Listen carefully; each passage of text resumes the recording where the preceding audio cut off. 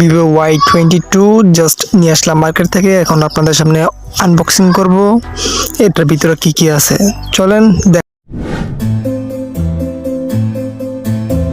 দেখা যাক এটার ভিতরে কি কি আছে। ওয়াও, ফোনটা একটু পরে দেখতেছি, তার আগে চলুন দেখে নিই এটার ভিতরে কি কি আছে।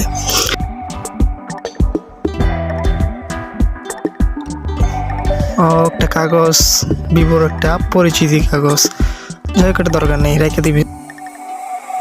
তারপর দেখা যাচ্ছে এটা হচ্ছে কাভার। ওয়াও, কাভারটা কিন্তু অনেক সুন্দর। তারপর দেখি কি আছে, একটা চার্জারটা হচ্ছে 18 ওয়াটের ফাস্ট চার্জিং। আপনারা দেখেন 18 ওয়াটের যে ফাস্ট চার্জিং, এটা সহজে চার্জ হয়ে যাবে। তারপর দেখা যাচ্ছে এখানে কি আছে, এটা হচ্ছে সিম খোলার জন্য একটা পিন, এটা সকল ফোনেই থাকে। তারপর এটা হচ্ছে চার্জার কেবল। তো এগুলাই, চলেন এবার ফোনটা দেখা যাক। তো ফোনের কাগজটাকে এখন খুলি আপনাদের সামনে, দেখি এটার ভিতরে কিরকম ফোনটা। ফোনের আউটলুকিংটা কিন্তু আমার কাছে খুবই ভালো লাগতেছে, এটার ক্যামেরাটা বিশেষ করে আমার কাছে খুবই ভালো লাগতেছে। তো দেখুন ফোনের কালারটা কিন্তু গর্জিয়াস একটা কালার। ফোনটা দেখতে অনেকটা স্লিম।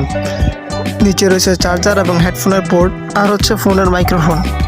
ফোনটির রিয়ার ক্যামেরা হচ্ছে 50 মেগাপিক্সেল এবং এটার ফিঙ্গারপ্রিন্ট অপশনটি পেয়ে যাবেন ডান দিকে। তবে এটি পেছনে থাকলে আমার কাছে অনেক বেশি ভালো লাগতো।